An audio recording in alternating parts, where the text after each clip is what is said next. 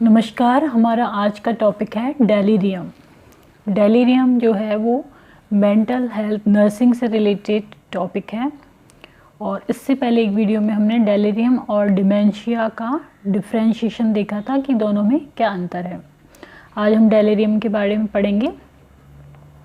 ये organic brain disorder में आता है जिसमें कि किसी भी फिज़िकल बीमारी से या फिर मेंटल बीमारी से व्यक्ति का ब्रेन जो प्रभावित होता है उसकी वजह से डेलीरियम होता है। डेलीरियम इज़ एन एक्यूट, अचानक से होता है, ये ट्रांजिएंट, थोड़े टाइम के लिए होता है, यूजुअली रिवर्सिबल हो जाता है, उसके बाद में ये सही भी हो जाता है। फ्लक्चुएशन होता है इसमें। डिस्टर्बेंस इन अटेंशन, जो इसका मेन चीज़ है वो है अटेंशन में, अटेंशन नहीं दे पाता है व्यक्ति, उसमें फ्लक्चुएशन होता है। Cognition and conscious level, cognition level में भी फ्लक्चुएशन होता है और कॉन्शियस लेवल पे भी। तो सबसे मेन है इसका कि इसमें अटेंशन में डिस्टर्बेंस होता है और वो उसमें फ्लक्चुएशन होता है। तो delirium is an acute transient usually reversible fluctuating disturbance in attention, cognition and conscious level. Next है डेलीरियम अफेक्ट्स मेनली अटेंशन। किसको अफेक्ट करता है? मेनली अटेंशन को। The most common causes of delirium are the following. Most common causes क्या हैं इसके? तो first है ड्रग, पर्टिकुलरली एंटीकोलिनर्जिक, एंटीकोलिनर्जिक जो ड्रग ले रहे हैं वो, साइको एक्टिव ड्रग ले रहे हैं उनसे, और ओपियोइड्स और अल्कोहल, अल्कोहल लेना और अल्कोहल विड्रॉल दोनों में डेलीरियम हो सकता है। तो एक रीज़न हो गया ड्रग। दूसरा है डिहाइड्रेशन, डिहाइड्रेशन की वजह से भी डेलीरियम हो जाता है। इन्फेक्शन, इन्फेक्शन में मेनली यूटीआई और निमोनिया, इन इन्फेक्शन की वजह से, ये इन्फेक्शन क्या है, ब्रेन तक जाते हैं और ब्रेन प्रभावित होता है और उससे डेलीरियम हो जाता है। Severe lake of sleep, sleep जो है वो प्रॉपर नहीं ले पा रहा है व्यक्ति, उसका बहुत ज़्यादा अभाव है, तो उस कंडीशन में भी डेलीरियम हो जाता है। तो ये मोस्ट कॉमन कोज हो गए drug, dehydration, infection and severe lake of sleep.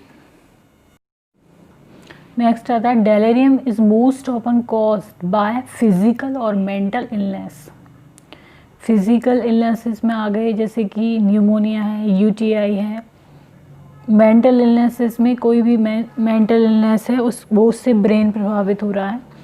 And usually temporary होता है, ये टेम्परेरी और रिवर्सिबल, मीन्स होने के बाद में सही भी हो जाता है, सही कंडीशन में भी व्यक्ति आ जाता है।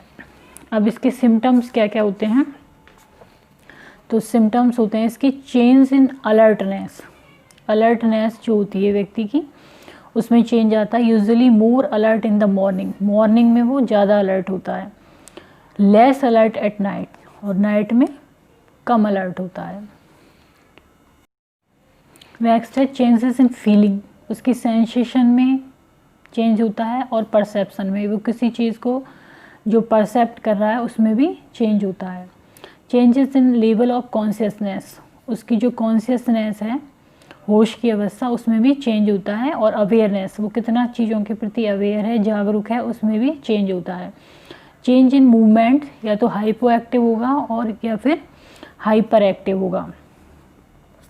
तो हाइपो एक्टिव और हाइपर एक्टिव में, हाइपर एक्टिव में वो ज़्यादा एक्टिव हो जाएगा और हाइपो में कम एक्टिव हो जाता है। और यही डेलीरियम के टाइप्स भी होते हैं, hypoactive and hyperactive. Next है changes in sleep pattern, sleep pattern में ड्राउजीनेस होती है, उसको नींद सी आती रहती है। कन्फ्यूज़न, डिसओरिएंटेशन अबाउट टाइम के बारे में डिसओरिएंटेशन होता है, टाइम का उसको सही नहीं पता होता, और प्लेस, वो कौन सी जगह है वो ठीक ढंग से नहीं बता पाता, इसमें उसको कन्फ्यूज़न हो जाता है। Decrease in short term memory and recall, जो शॉर्ट टर्म मेमोरी है, अभी हाल में उसने क्या किया है या फिर अभी हाल में उसने क्या खाया है उसको वो रिकॉल नहीं कर पाता है। डिसऑर्गेनाइज थिंकिंग, जो वो सोच रहा है वो भी डिसऑर्गेनाइज है, ऑर्गेनाइज नहीं है उसकी जो थिंकिंग है। हेलुसिनेशन होता है उसको, रेस्टलेसनेस होता है, बेचैनी होती है। तो ये होते हैं सिम्टम डेलीरियम के इसमें changes in alertness, changes in sensation and perception, changes in consciousness, hypo active, hyper active, drowsiness, time और प्लेस का disorientation, short term memory decrease हो जाती है, रिकॉल नहीं कर पाता है, disorganise thinking, hallucination and restlessness.